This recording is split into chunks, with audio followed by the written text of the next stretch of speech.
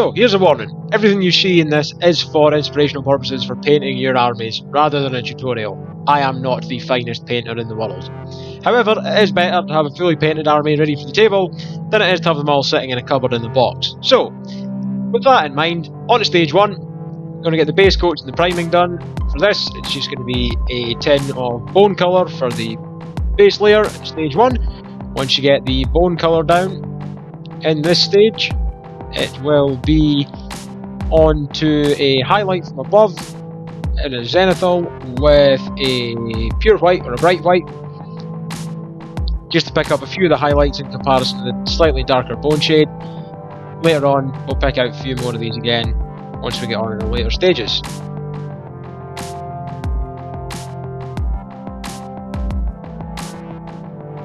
And as always, just to point out, when doing any base coating like this, if you're not using an airbrush or the old-fashioned way with just watered down paint and a brush, it is best to do any spray painting outside. My very high-tech painting station here, the upside down turned bread crate, works perfectly well for this. Lets you move the board around that they're all blue tacked onto, stop them moving anywhere, gives you the amount of manipulation you need, and it's nice and ventilated to stop any of the bad stuff that can be happening when it comes to related spray tins. So here's that stage 2, just right at the end. Just the quick zenithal highlight from one angle with the pure white, just to pick out a few more of those details.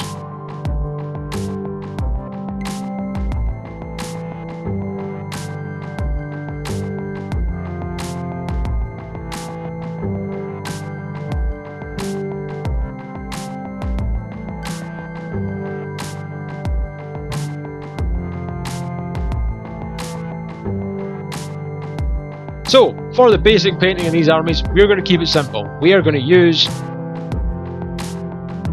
3 main colours, a wash, and if need be, a final colour to just make things pop and add a little. So, 5 in total to get this entire scheme done. You want to start with your bright green, any kind of choice. I think I'm using some very, very old scorpion green that I had a little bit left of, to give it a heavy dry brush all over the entire model. This is the base ghostly effect and colour we're going for. Don't worry about getting any of it on the base, it's part of my basing scheme and idea, and this is to try and just get a mix of the colours on the model, on the base, to add to the ghostly effect that you see on screen in the movies. And once this heavy dry brush is done into this stage, you move on into the second stage with the next colour.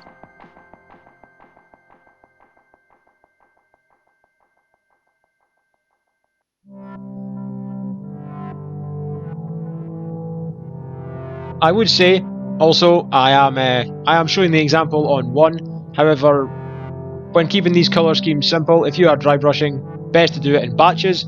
So batch paint as many as possible, have them all ready, have them all primed, and then just sit with the dry brush and go through dry brushing every single one after the other, to get through the army in as sensible a time as possible. I managed to finish this Army of the Dead box in 2 days total, with some drying time in between to leave some of the things to dry, like the spray painting outside and the wash. And that's from box to table ready, 2 days total. So once you get your heavy dry brush done, it's time to come in with your next colour. This is when I like to add the wash, so I'm using a blue wash here. Just hit the entire model, get every recess that you can as possible, get the wash in, just to bring out a little bit of some of the brighter colours we've done. Again, it doesn't need to be terribly neat, this just needs to be slapped on all over to add to the ghostly effect we're going for. This dries slightly gloss and not very matte. Again, I think that helps the ghostly look we're going for. It adds a little depth of texture and a little bit of light to make them seem almost somewhat transparent with any backgrounds that there might be. That's just my personal opinion. I could be wrong. It could be a a bit of a crazy scheme. However, whatever wash you want to use, if you're doing any, you use your wash, you do your army, they're yours for your tables and your games. So long as this keeps everybody going and painting, we'll be fine.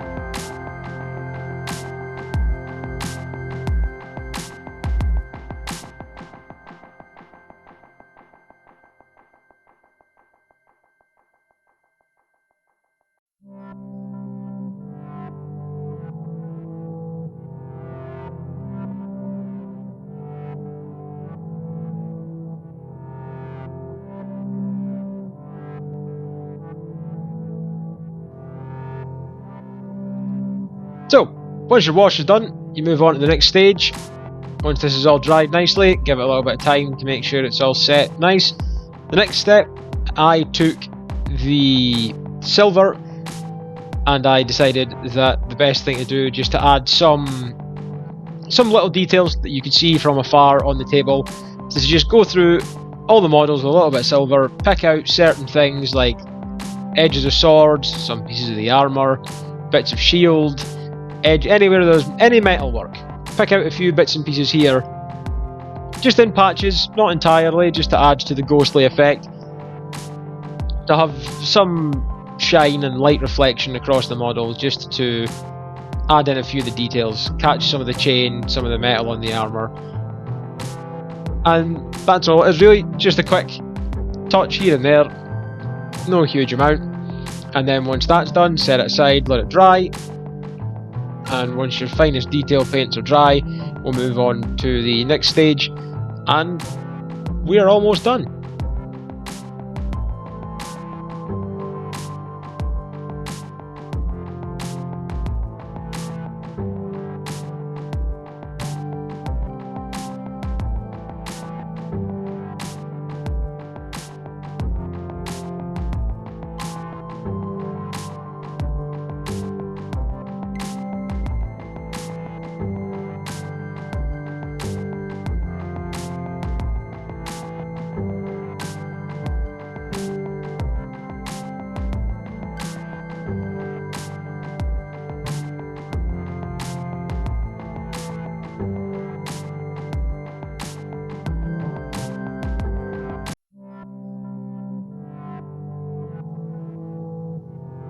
So, stage 6, here we go. Time to bring back some slight more highlights of the ghostly outlines and edges of the figures with a light dry brush of any white you like at this stage. And once that's done, you'll have a full, much more ghostly looking figure once more after the blue wash darkening it down a little bit more than you might have liked. Certainly I liked. However, for the table ready look, these are absolutely fine. So these are a nice, quick, easy way to do them. There's simple colour scheme, quick to do in batches, quick to get through, a large box all at the same time. For these Army of the Dead, I used a green for the base, a silver to highlight any edges and weapons of the armour, and then I used a white for a dry brush. In between that, there was a blue wash, and that was it. The entire Army of Dead box set, all the minis, painted with a 4-colour scheme to a perfectly acceptable, table-ready standard. And that's the idea from this series is going to be. It's going to be how to paint your minis to get them ready for a table, so they're not in boxes, sitting sad and somewhat unloved in a cupboard in a pile of shame that you promise yourself you will work through eventually. Just like I am now, because these Army of the Dead models came out of my Pelinor Fields box, which I have finally got around to taking out of the pile in the cupboard and getting painted for this. So that's them. Just one finishing touch now in stage 7. Keep the white out, keep it ready, and then just go around the rim of the base just with that white, just to pick out a little bit more detail. Tidy up the rim so it doesn't look as messy as it could be from all the dry brushing and the washes, just to add to that look of the ghostly effect you get from the films of them rushing over in a cloud of spirits as the Army of Dead washing over all before them. And I feel like these don't need flocked in any way other than what they've got from the dry brushing and the white on the base and any bits of wash that have caught on. And once that's done, that's you ready to go for the table.